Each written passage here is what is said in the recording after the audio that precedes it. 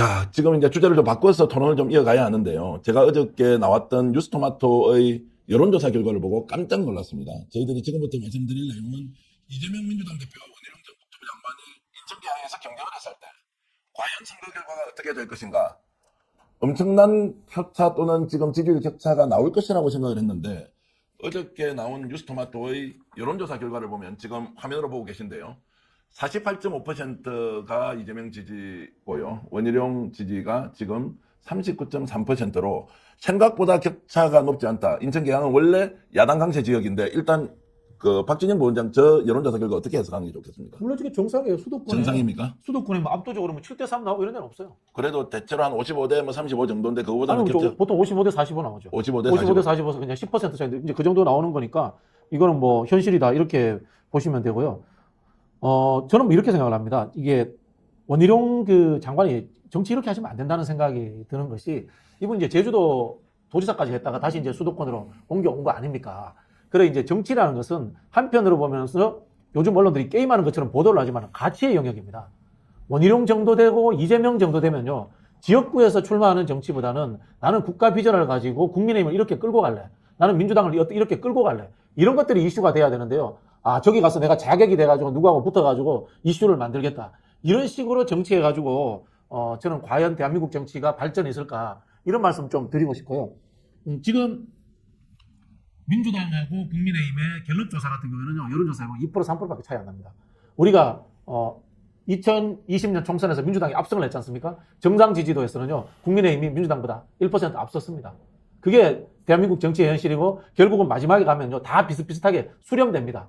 그래서 앞에서 우리 김두수 대표께서 그런 이야기를 하신 겁니다. 결국 선거제도 바꾼다고 해가지고 민주당이 200석을 차지할 수 있을까? 병립병으로. 그리고 민주당이 원하는 윤석열을 끌어내리자, 이런 이야기로 갈 수 있을까? 라는 그런 이야기들을 하시게 되는 겁니다.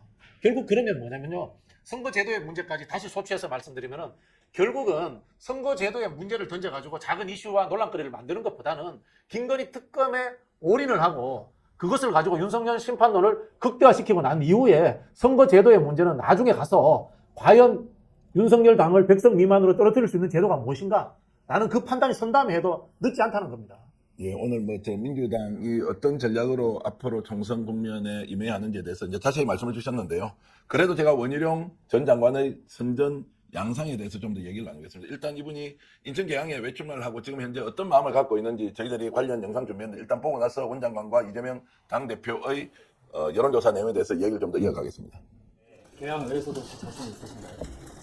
그건 지금 너무 특정 뭐 지역이라거나 상대방이나 이렇게 하는 것은 이 총선 참여라든지 또 어떠한 역할이 가장 지금 나라를 위해서 필요로 되는지에 대해서 저도 더 깊은 검토와 당과의 논의를 해야 이제 정해질 수가 있는 거고요. 저는 대신 그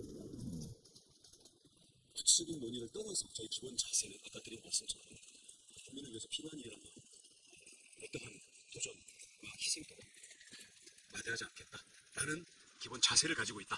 그 정도를 지금 말씀드릴 수 있겠습니다.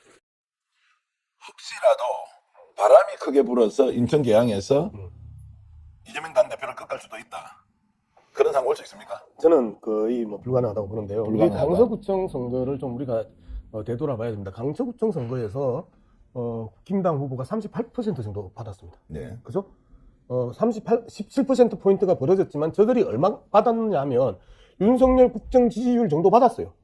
그렇기 때문에 저 38%, 35%에서 38% 저 부분은 말 그대로 디폴트 양상입니다. 그렇기 때문에 저 부분에서 깜짝 놀랄 필요가 없고요.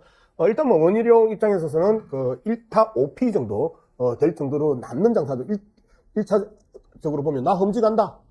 나 그 헌신할게. 당원들 나 좀 봐주세요. 두 번째, 이재명하고 붙었다.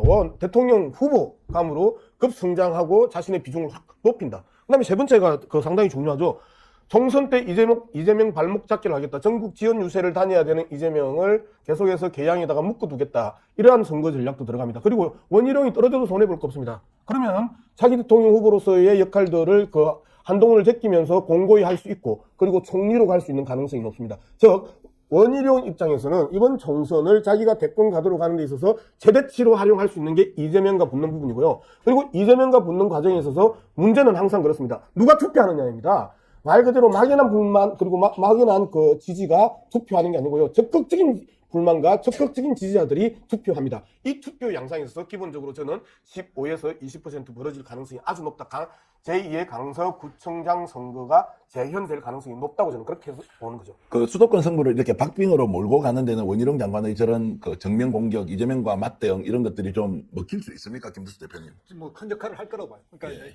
그 실제 이제 선거라는 게 각 선거구마다의 그 차는 또 달라지는데 이렇게 이제 어떤 선도적 뭐 바도로 오르면 큰 중요한 이제 어떤 보석이 나아지는 건데 원희룡은 이제 그 쓰임을 하겠다는 거고 그런 측면에서 보면 약간 이제 비열해 보이기도 하고 좀 치사해 보이기도 하고 그러지만 어쨌든 국민의힘 입장에서는 저런 수라도 내야 되는 거고 여기에 이제 원희룡이 앞장선 거죠. 본인의 어떤 정치적 미래 이런 것들 생각해 볼 때 아, 나는 이런 걸 해서 나중에 이걸 기반으로 이제 좀 더 국민의힘 내에서 대선 후보급으로 가야겠다 이런 생각을 하는 것 같고요. 그런 측면에서 보면 어쨌든 선거라는 게 가장 그 총선에서 1번 작동할 거는 윤석열 대통령의 국정 지지도가 제일 크다고 봅니다. 그게 어쨌든 지금 60대 한 30대 중반 이렇게 이제 형성되어 있기 때문에 이게 기본인데 그 다음에 뭐냐면은 야당의 힘을 보태줄래 여당을 지원할래 이렇게 보면 야권이 조금 50% 뭐 40% 후반 그다음 여당의 힘을 보태야 된다 뭐 30% 이렇게 해서 이 보기인데 그 다음이 뭐냐면 그러면 이제 대안적인 요소로서 이재명 대표에 대한 뭐 예를 들면 여야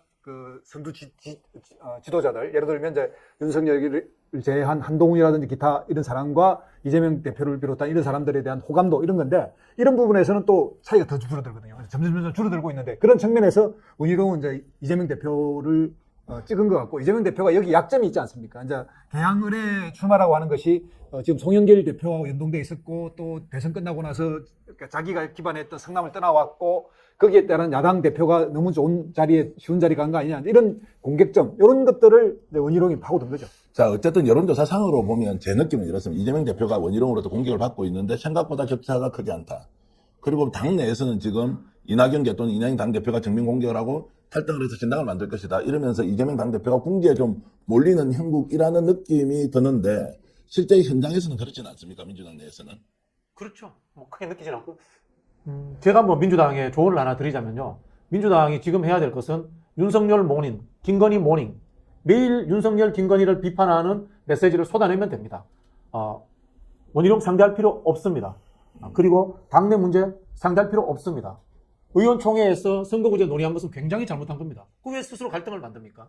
해야 될 것은요. 김건희 특검 올려놓고 윤석열 퇴진하자라고 해서 국민들 지금 60% 정부가 윤석열 정부를 싫어합니다. 그 국민들을 끌어내는 것에 집중하는 건 됩니다. 그래서 윤석열 모닝, 김건희 모닝, 민주당이 열심히 하시면 총선에서 이깁니다. 그 현장에서 이제 우리가 계속 뛰고 있는 입장에서 보면요. 누가 온다가 중요하지 않아요. 오히려 그 영향은 좀 있겠죠. 원희룡이라는 그 국토부 전 장관 출신이 온다라는 부분에서 관심은 좀 끌 수 있는데 말 그대로 지금 우리의 이 정치 지형과 흐름은 뭐냐면 이미 1년 6개월 동안 윤석열의 폭정에 이미 많은 사람들이 지쳐 있는 거예요.